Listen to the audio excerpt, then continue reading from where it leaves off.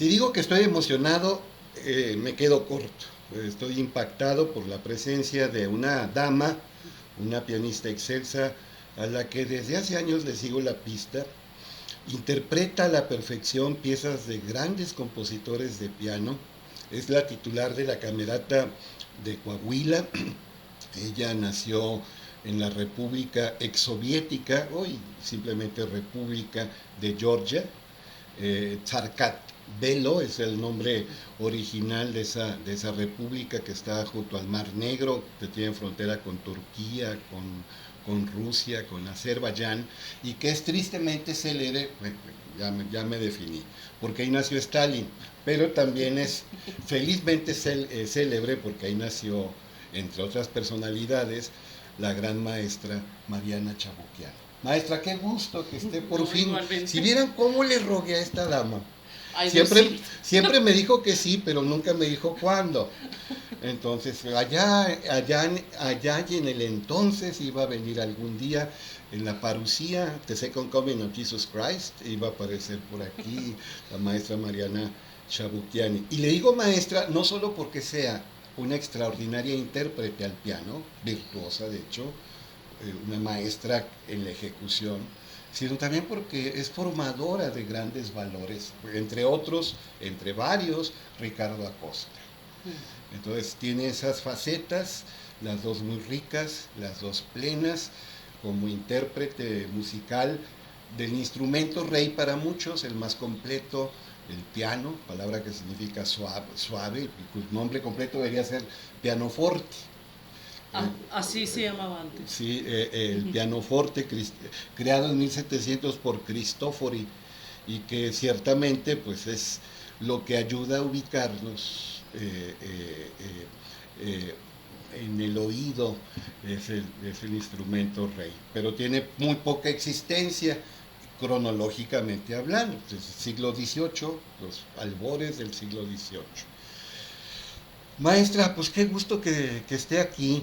No, Eh, igualmente. sí, Gracias por la invitación. y ya he visto artículos escritos sobre usted, he escuchado entrevistas sobre usted, no quiero ser muy repetitivo y por lo mismo voy a acudir a mi personal rareza y le voy a preguntar cosas que le servirían a mis alumnos y que me sirven a mí, que yo tengo mucha curiosidad. Mire, a mí me tocó entrenar a muchachos para participar en concursos de oratoria, de declamación, de debate, y entrenábamos con frecuencia, pero lo difícil para ellos era sobreponerse al pánico escénico.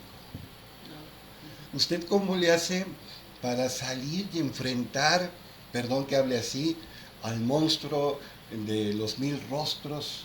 A veces un público desconocido, muchas veces un público exigente, que ha buchado a grandes intérpretes y compositores. En 1859, con su primer concierto para piano, Brahms fue abuchado. Esa obra Muchos, de hecho. sí, Muchos sí, estrenos.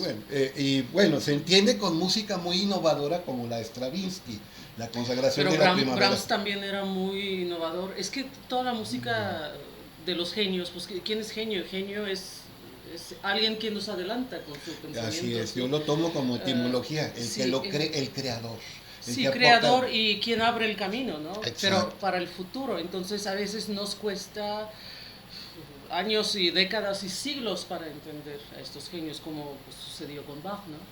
Bach, después de su muerte, dejaron de tocar Bach, Sí. porque todos se quejaban que era demasiado difícil. Y ese, Hasta ahora encuentras pocos intérpretes quienes incluyen la música de Bach, las obras de Bach en sus recitales. Es demasiado exigente. yo confieso ante Dios Todopoderoso y ante ustedes, hermanos, que yo soy bígamo. Es una ganancia, porque no soy polígamo. Ya en serio, yo tengo dos compositores de cabecera, y muy distintos entre sí. La cúspide del barroco, Johann Sebastian Bach, que lo escucho principalmente en las mañanas, y el resto del día Wolfgang Teófilos, que no Amadeus, Mozart. Son mis dos compositores favoritos. Me doy permiso una vez a la semana de escuchar a Beethoven, a Brahms, a Vivaldi, a Haydn, a Händel, pero nada más una vez a la semana. El resto del tiempo... Tiene su régimen. Nada más esos dos, que para mí son la cumbre, para mí. Claro. Por ejemplo, Bach, que usted lo acaba de decir muy bien, pues fue tras su muerte en 1750, 6 años antes que naciera Mozart, fue abandonado. Es que él era más apreciado como intérprete de órgano que como compositor. Tenía que llegar Félix Mendelssohn a publicar, divulgar su obra. Que había reestrenar de su el colmo de los colmos es que hubo partituras que se usaron para envolver 1 kilo de carne de Bach. Bach, que en alemán significa arroyo, y que en realidad es un océano. Decía el mismo Beethoven, el gran mongol, que no era muy modesto ni muy pronto a reconocer la grandeza ajena, se inclinaba ante Bach y decía, no le queda el apellido porque él es un mar, es un océano. Sí, no debe de llamarse Bach el océano. Sí. Entonces, pero no le di tiempo de contestar, perdón. ¿Cómo le hace para vencer los nervios a la hora de tocar? ¿Yo? Sí.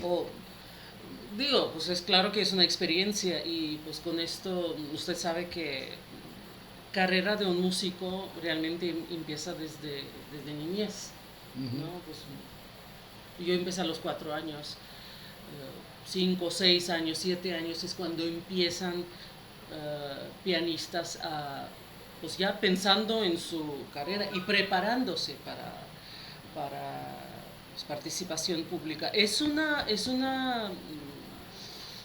preparación aparte de preparación de la pieza, ¿no? Cuando practicas estás aprendiendo la pieza, pues estás trabajando en la pieza, pero aparte es una preparación psicológica, ¿no? Claro que muy bueno es tocar antes, tocar varias veces en público, pero aquí realmente lamentablemente no hay mucha posibilidad de hacer esto con los alumnos. El famoso fogueo, que es tener participaciones en público.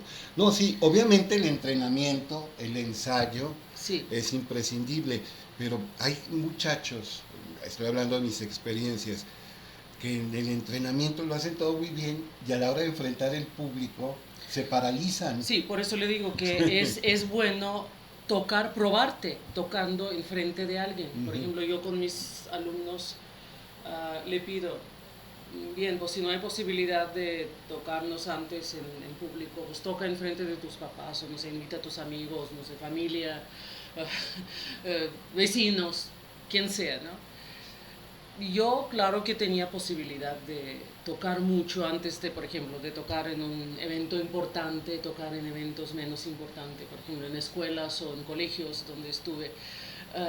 Había un día en la semana cuando iban profesores y se llamaban esos conciertos cerrados, tras la puerta cerrada. Entonces se sentaban profesores y podías tocar enfrente de ellos para desquitar, ¿no?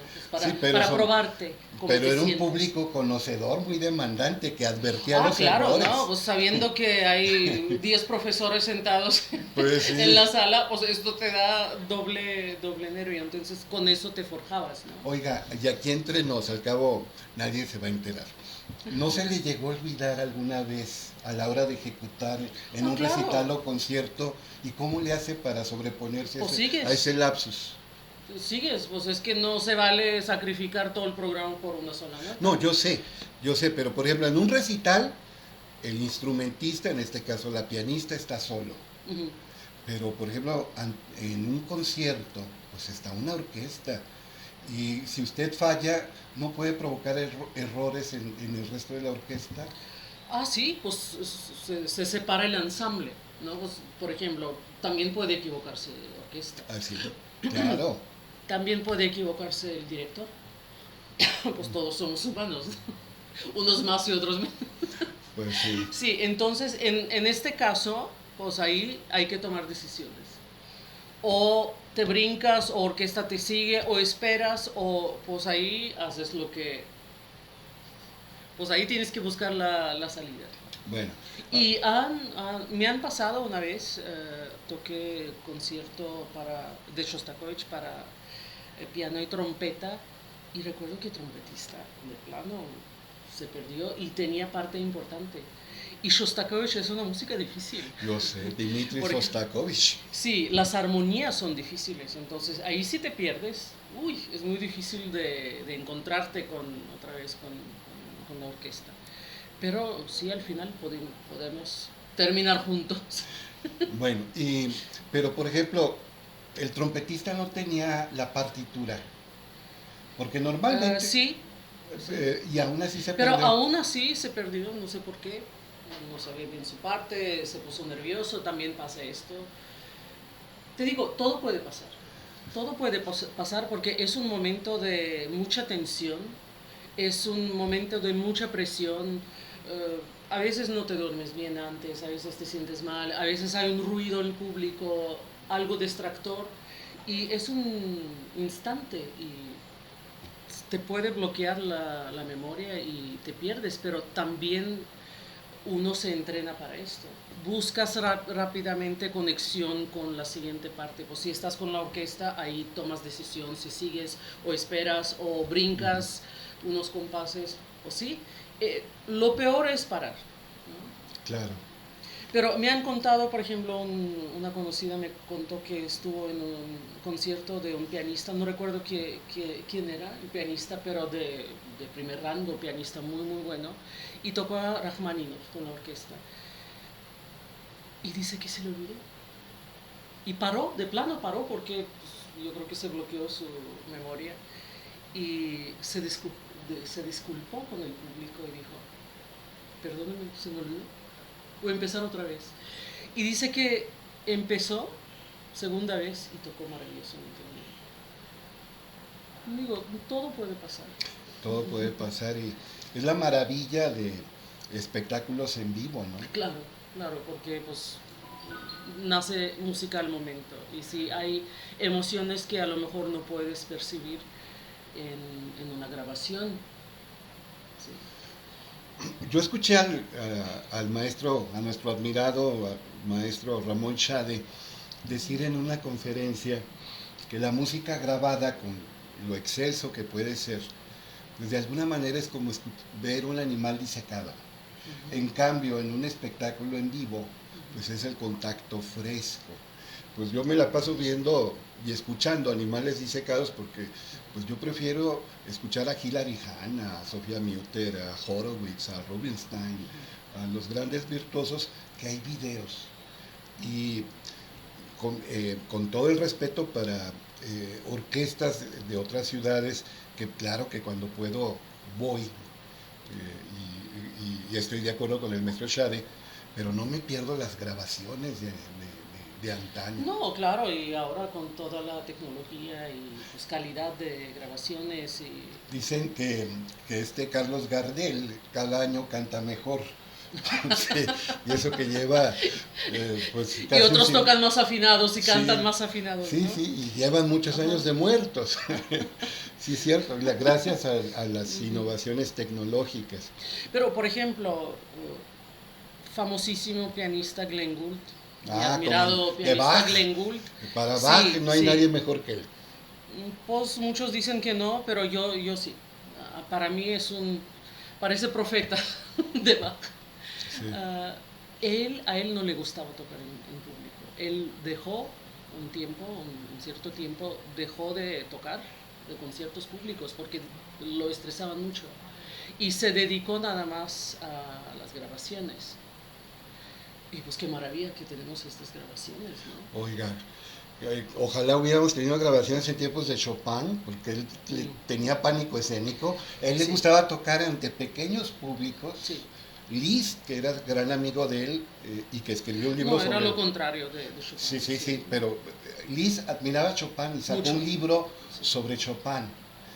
elogiando a Chopin, Sí. es un libro laudatorio. Y quizá como instrumentista es mejor Liszt, pero la música romántica, fina de Chopin es única. Y Chopin tenía pánico escénico. Sí, pues hasta muchos científicos dicen que probablemente Chopin tenía una enfermedad neurológica también, porque sí tenía unos eventos muy extraños.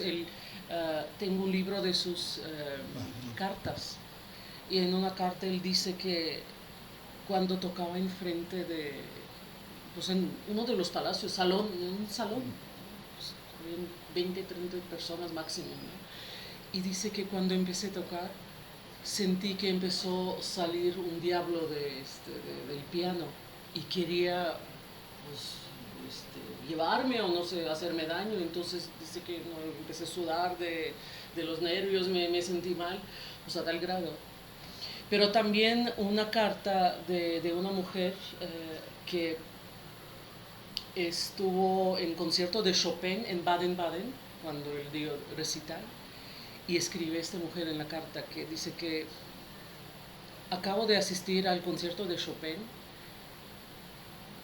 Fíjate que el volumen con que tocó él, máximo era mezzo forte. Mezzo forte es como un poquito medio fuerte, ¿no?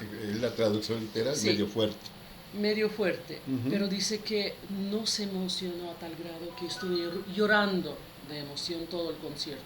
Digo, ¿qué tan genial tienes que tocar que con mezzo forte, cuando tu volumen máximo es mezzo forte, a impresionar a tal grado, a emocionar a tal grado al público, ¿no? Debe ser una interpretación genial. Porque normalmente el público se emociona con fuerte, ¿no? Con Sí. algo, Y con con lo efectos, fuerte y lo rápido. técnicas, sí, Sí. sí. Pero aquí es otro modo de llegar a corazones Sí. de la gente. Es que a mí me llama la atención cómo se prefiere la prestidigitación, es decir, la digitación rápida, y se cree que obras como El vuelo del abejorro de Rimsky-Korsakov o Petrushka pues son obras superiores. Y quizá un buen instrumentista se aprecia más en la ejecución de partes lentas, por el autodominio, la expresividad, la transmisión de Sí, emociones, ¿no? es que velocidad es una herramienta, el tiempo es una herramienta. ¿Sí? Pues si contexto de la obra requiere la velocidad, pues tienes que tocar rápido. Pero si obra te dice de otras cosas, pues refiere a otras cosas, velocidad es una herramienta. Sí, claro que bueno que uno tiene buena técnica, también es importante tener buena técnica, claro, porque pues, te ayuda a expresarte con más claridad, ¿no? Así. Pero es lo que digo a mis alumnos, jamás tienes que poner tiempo como una meta final. Tiempo es como un ingrediente, ¿no? Cuando cocinamos el platillo es la música. El tiempo es uno de los ingredientes, Claro, aunque claro. muy, muy importantes. Digo, si yo toco un vuelo de abejorro, si yo no tengo buena técnica, entonces me sale un vuelo de abejorro, a lo mejor vuelo de una gallina, ¿no? Sí.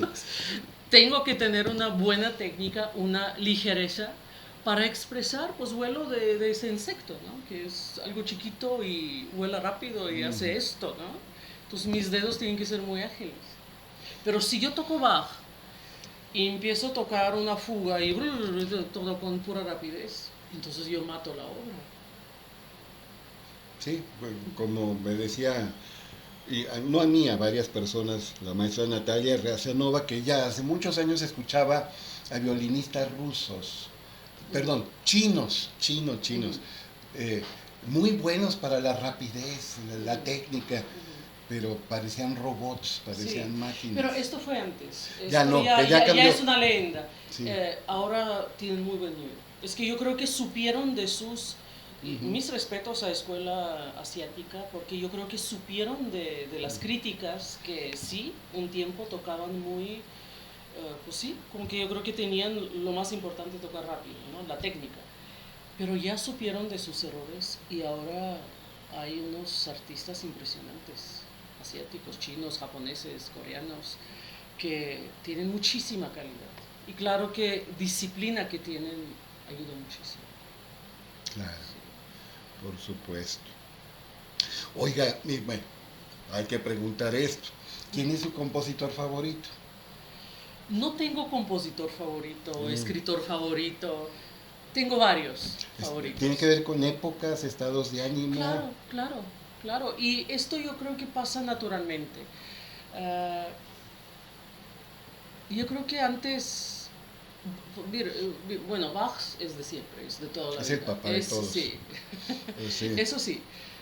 Pero otros compositores, por ejemplo, antes me gustaba Rachmaninoff mucho. Sigue gustándome mucho. Pero ahora, por ejemplo, me gusta más Brahms. O Liszt, pues es muy extraño porque no sé por qué, como que últimamente me Pero eran gusta más Liszt. antagónicos, Liszt y Brahms. Hasta hubo la Sí, famosa guerra de los románticos, por un lado los wagnerianos, entre sí. ellos Liszt, y por otro lado Johannes Brahms. Bien, pues yo creo que pues, ellos tenían sus ideas y a lo mejor pues, ideas de otros artistas pues les parecían antagónicos, ¿no? O no ciertos, ¿no? Pero pues nosotros podemos apreciar, gracias a Claro. Dios podemos apreciar arte de estos compositores a veces tan diferentes, con las ideas tan diferentes, pero ya pasando el tiempo yo creo que podemos entender Bueno, a mencionó a ellos. Bach, que es barroco, y luego se fue al periodo romántico. ¿Prefiere el periodo romántico? Aunque Brahms era casi clásico, ¿eh? Eh, era un fue al revés de Era, Beethoven. sí, Beethoven empezó era, clásico y se hizo romántico, y este empezó romántico y se hizo bueno, clásico en romántico, el estilo. él era muy académico porque Sí. se basaba mucho en clasicismo, por Ujú. su estructura, Ajá. estructura de la forma de sus obras es muy clásica, pero con ideas románticas, más bien es postromántico. Ujú.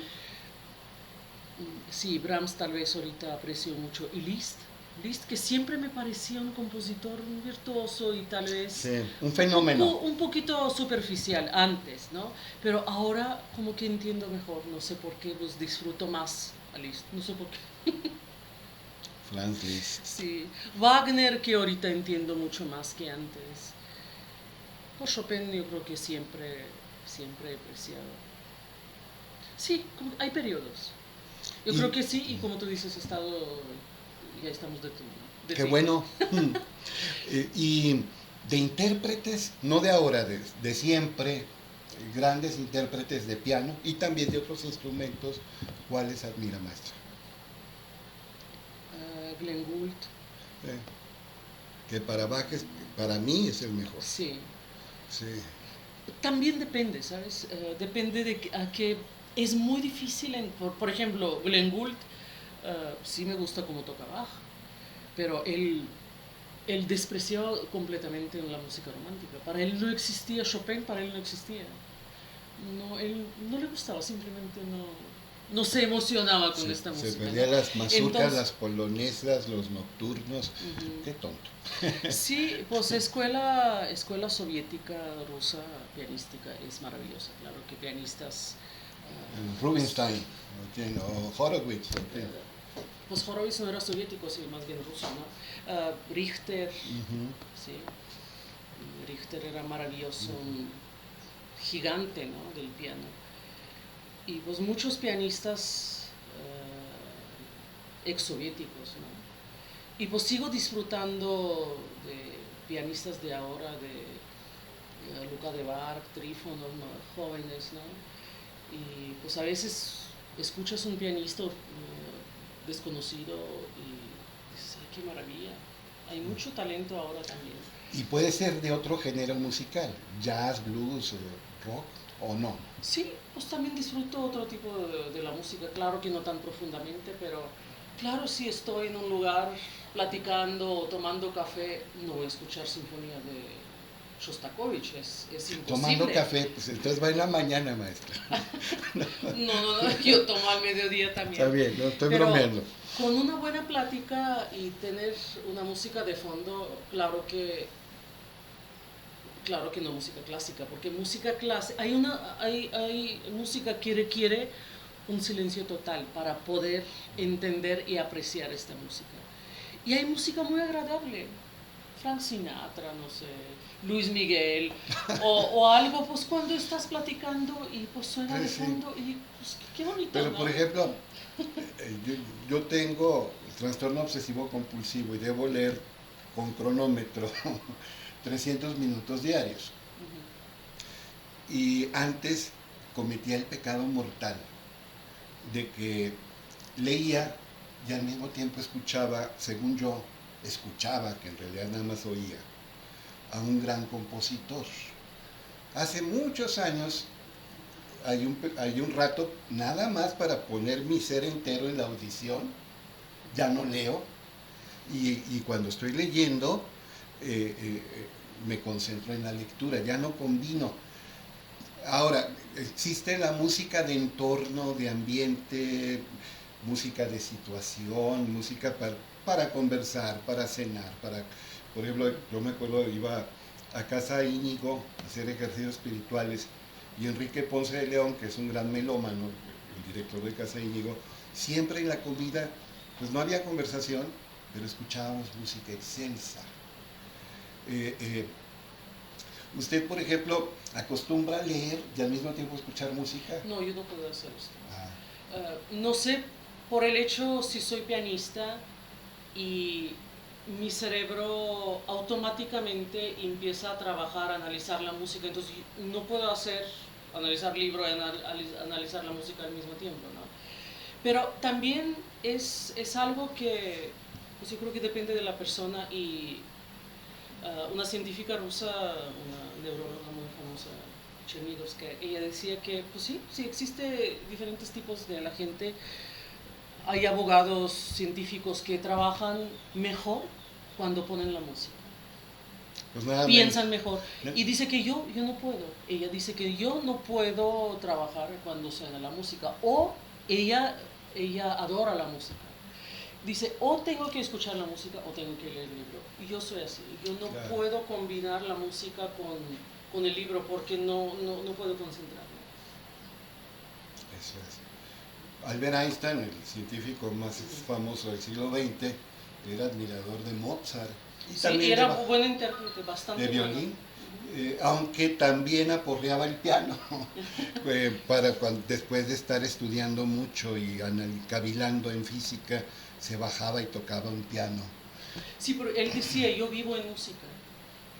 Pues un gran científico, pero él decía que no imaginaba su vida sin música.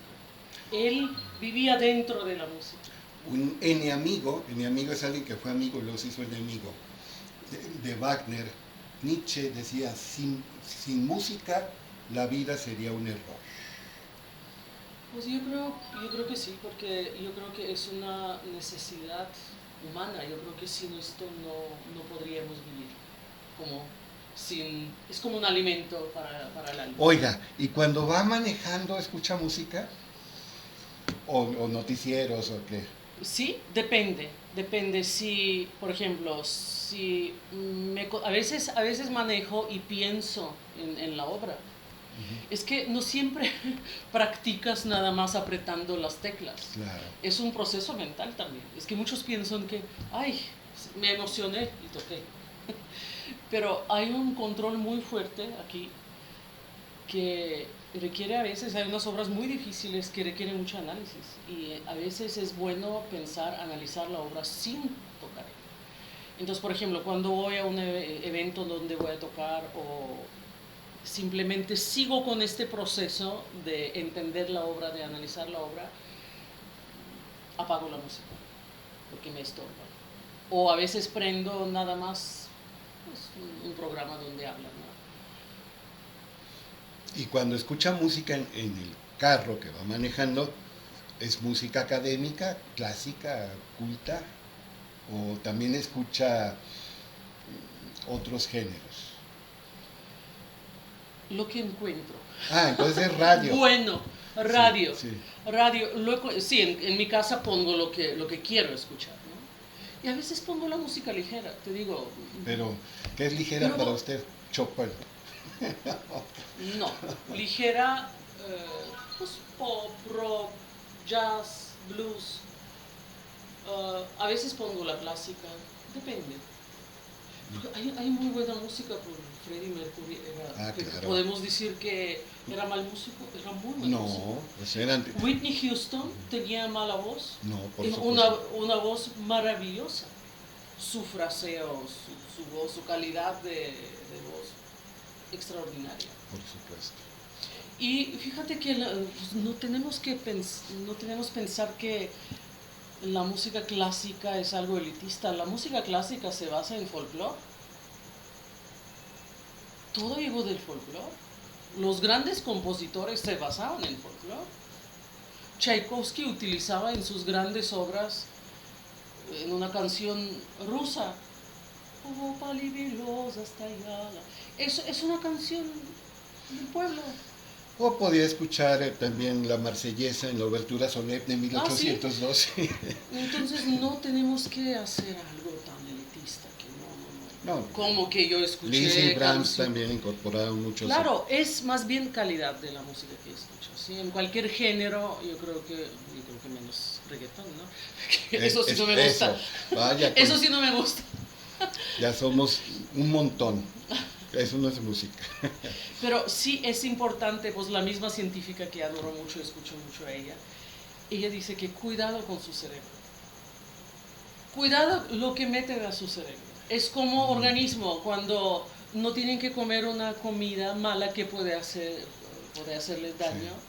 Cuando meten algo malo a su cerebro, se les queda ahí. Y se va estragando el gusto, se va perdiendo el buen gusto. Sí. No escuchen mala música, no leen malos libros, no ven malas películas. Pero en la radio no es lo relacionen que se con malas personas, con personas que no pueden dar algo, o sea, es que tienen una aura negra, ¿no? Como que negativa, ¿no? Bueno, o su pensamiento eso siempre se ha dado. Negativo, ¿no? En todas las épocas se ha dado eso, pero el mal gusto de la actualidad yo creo que ya desbordó todos los límites. Porque hay mucha libertad y hay mucha posibilidad de escuchar. Pues, ahorita yo creo que muchos jóvenes pues, tocan el botón y escuchan a Bad Bunny, ¿no? El conejo malo. Sí. Entonces, y vos antes, si no estabas en concierto de Bad Bunny, entonces no podías escuchar en otro lado. Y ahora hay muchas posibilidades de escuchar cualquier tipo de música, como buena y mala. Pero cuidado con eso, ¿sí? Y a los papás también, pues también depende de los papás mucho, de las familias, porque damos un ejemplo a nuestros hijos. Por supuesto. Maestra, ¿recomienda escuchar música con audífonos o no? Pues es una pregunta con un doctor, ¿no? Yo creo más bien, porque sí puede hacer daño, cierto daño a sus oídos si siempre escuchan con audífonos. Claro, hay unos ciertos momentos cuando yo también, por ejemplo, cuando me preparo ahorita que me preparaba para la ópera y tenía que acompañar a recitativos que son en italiano y yo lamentablemente no hablo italiano. Entonces, para mí era un trabajo difícil porque tenías que clavar unos acordes entre ciertas palabras. Entonces me entrenaba, me practicaba escuchando con audífonos diálogos en grabación. Y pues sí me ayudó mucho. O hay situaciones en la vida cuando sí, pues tenemos que poner audífonos, pero sí hay posibilidad, escuchar en vivo es lo mejor. Si no, yo creo que mejor escuchar sin audífonos. Sí hay posibilidad. Claro, con un buen equipo de sonido. Sí.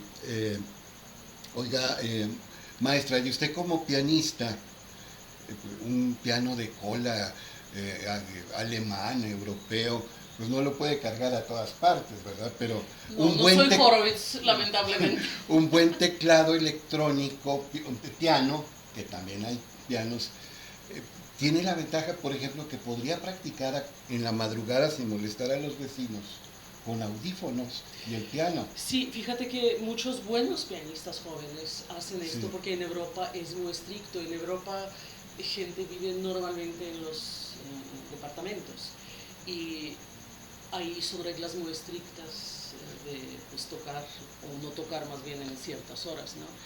Y como pianistas profesionales, cuando participas, por ejemplo, en un concurso, tienes que tocar prácticamente 10 horas a veces, 8 o 10 horas. Y yo creo que hacen esto por no molestar a los vecinos o a otros compañeros. Y esa es una necesidad. Y es la misma resistencia de la tecla. Ahorita hay pianos, yo no tengo este piano eléctrico, ¿no? Pero dicen que ya hay pianos con resistencia, pues con peso del teclado muy parecido al piano acústico. Claro que ni hablar piano acústico nada puede sustituir, pero hay situaciones cuando no hay de otra, ¿no? Sí. Y si no hubiera sido pianista, pero fuera instrumentista musical, ¿qué otro instrumento habría escogido? Organista tal vez. O chelista.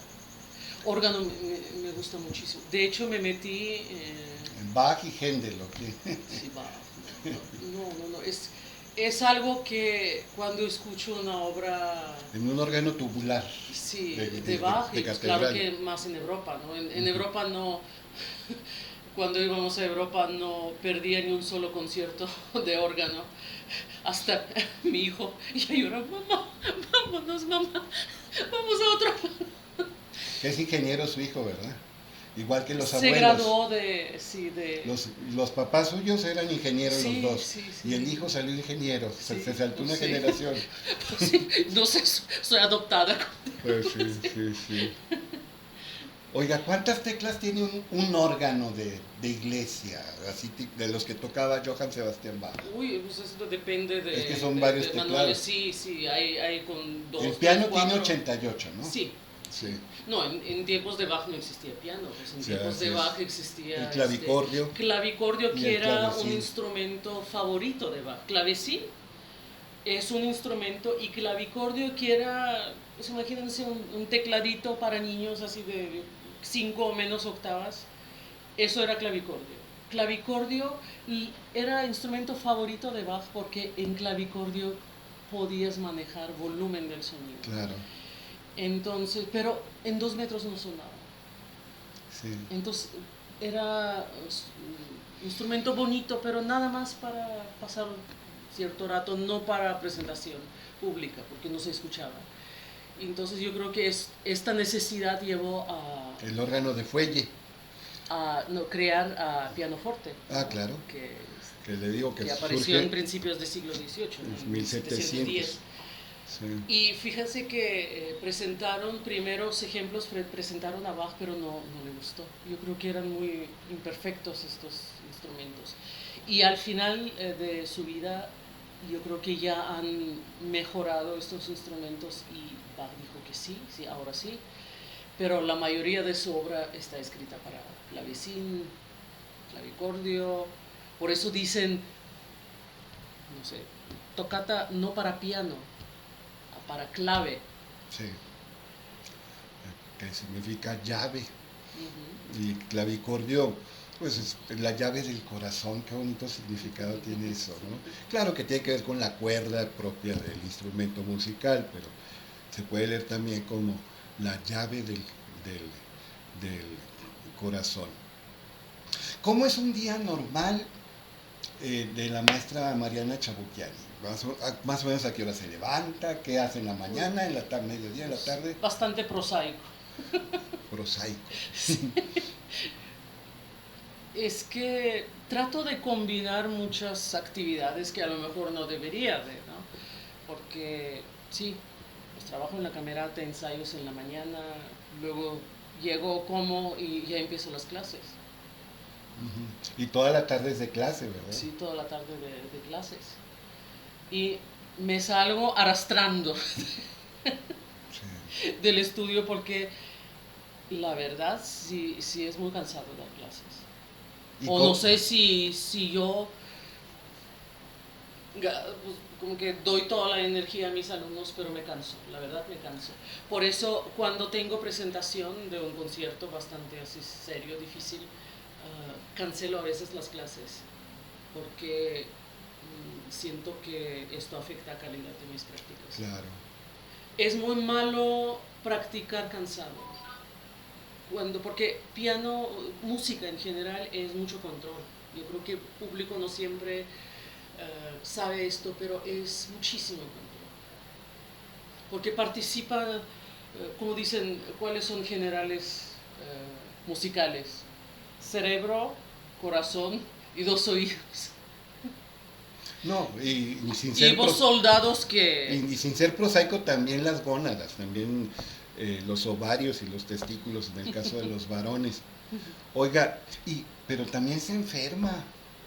Yo me acuerdo de Rubinstein, que en alguna ocasión se sintió muy mal en su ejecución y en el intermedio se tomó 4 tazas de café porque el médico para su gripe le había dado antihistamínicos que provocan somnolencia. Y entonces ese antihistamínico le daba cierta torpeza al ejecutar ante el teclado. Entonces se tomó 4 tazas de café muy cargado y la segunda parte pues fue mucho mejor. Usted cuando esté enferma no puede cancelar, ¿verdad?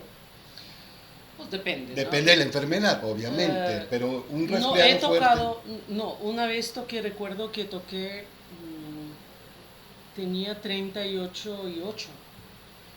No, me sentía pues con mareada completamente, pero como yo tocaba sola con una bailarina y tocaba sonata de Soler, que era pues, bastante técnica, pero decía, no, pues es que no, pues ¿qué hago? Porque yo toco sola, entonces si digo que no, pues ¿con quién ella va a bailar? Entonces sí tuve que tocar, y sí toqué, pues dicen que bastante bien.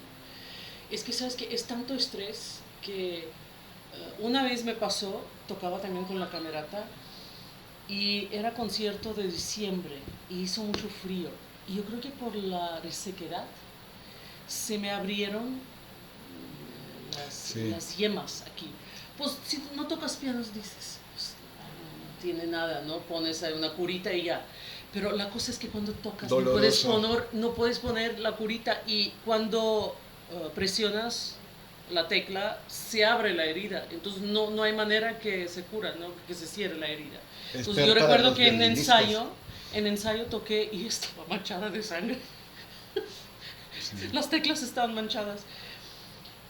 Y entonces yo tenía mucho miedo. Ay, ¿cómo voy a tocar? Porque me dolía, la verdad. ¿Cómo voy a tocar? ¿Cómo voy a tocar? Pero cuando salí al escenario, no sentí nada de dolor, absolutamente nada, por el estrés. Y recuerdo que cuando salí del concierto, y después del concierto se me acercó una chica y me pidió el autógrafo. Entonces ya se me olvidó que me dolían los dedos.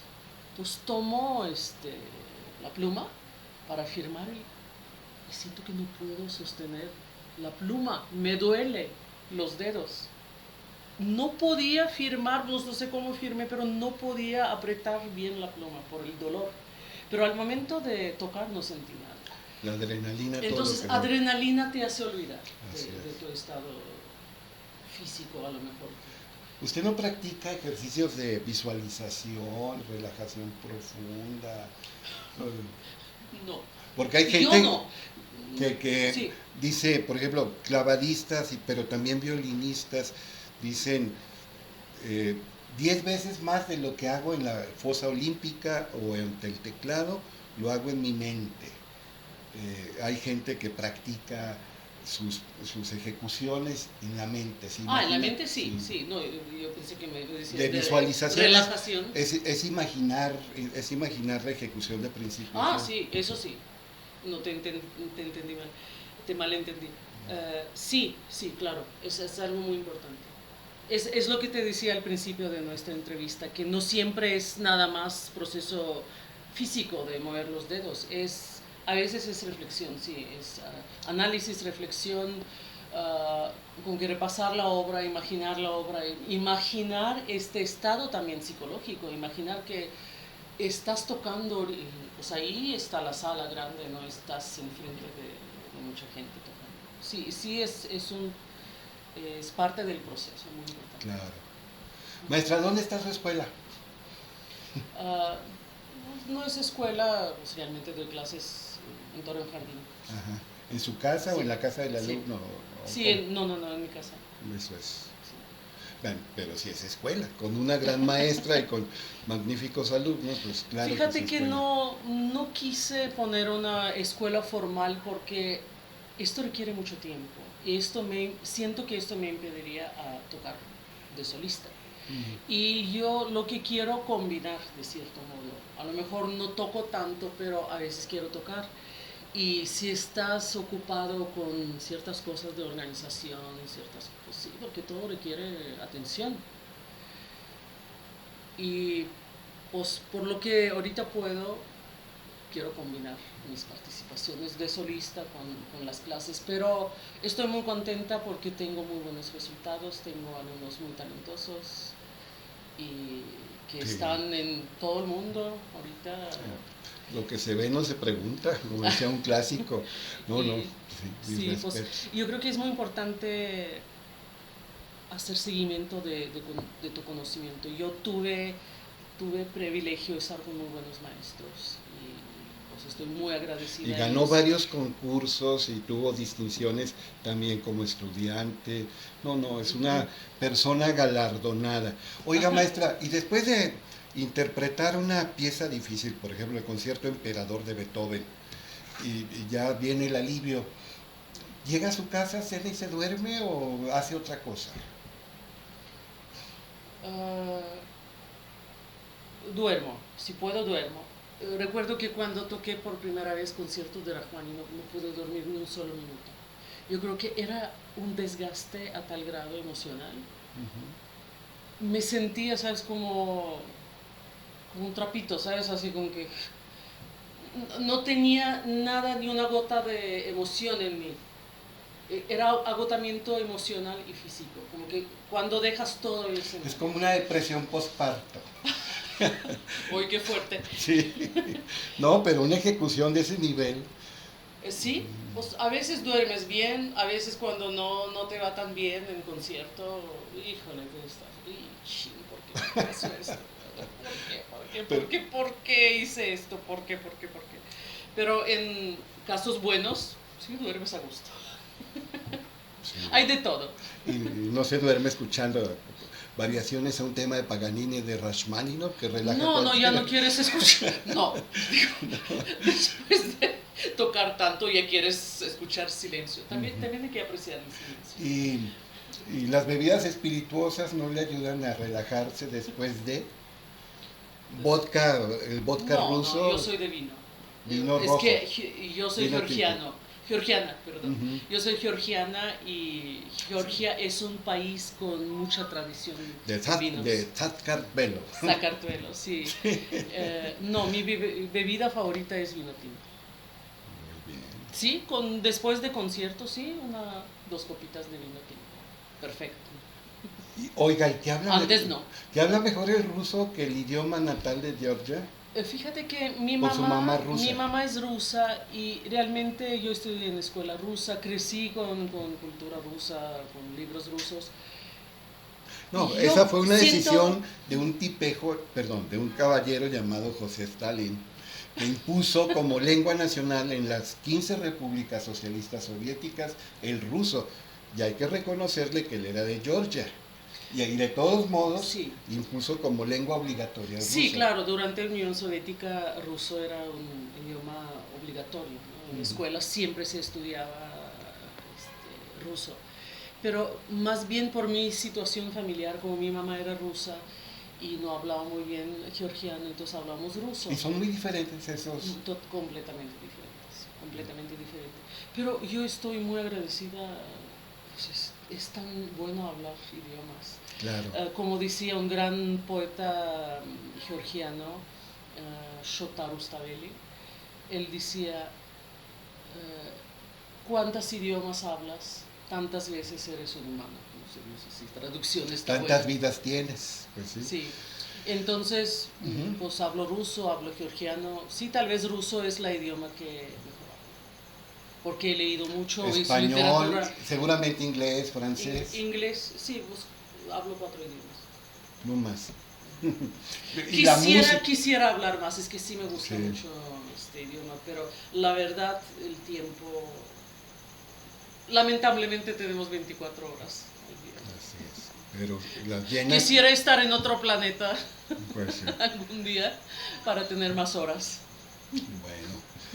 No, maestra, pues ha sido un placer y las 24 horas de la vida de esta dama, 24/7, como se dice ahora, tantos años, llegó a México en el 98, a Aguascalientes, en el 99 se viene a Torreón a invitación expresa del maestro Ramón Chade para ser pianista Qué titular. bárbaro, ya sabe de memoria. Sí, no, pues cuando uno admira a una persona, pues aprende sobre ella. Gracias. Y a usted ya sabe, yo ya me he comunicado con usted en otras ocasiones. Y la admiración es genuina, es sincera. Es una joya tener a personalidades como la maestra Mariana Chabuquiani aquí. Y que crea belleza, y la belleza redime, ayuda a trascender, ayuda a evolucionar, ayuda a mejorar el mundo. Cada vez, si cantas la belleza, decía Gibran Jalil Gibran, hallarás quien escuche, aunque estés en el corazón del desierto, y lo más importante, tu corazón no estará desierto. ¿Y sí? Entonces, una maestra como ejecutante, como instrumentista, pero también maestra porque pone el ser en la formación de otros seres humanos. Un placer, maestra. Igualmente. Y espero que haya más de estas. Y la próxima, aunque estemos en un espacio público, va a haber vino tinto, del bueno. Oh. Bueno, Gracias. promesa. Bueno, nos vemos pronto. Muchas gracias a todos.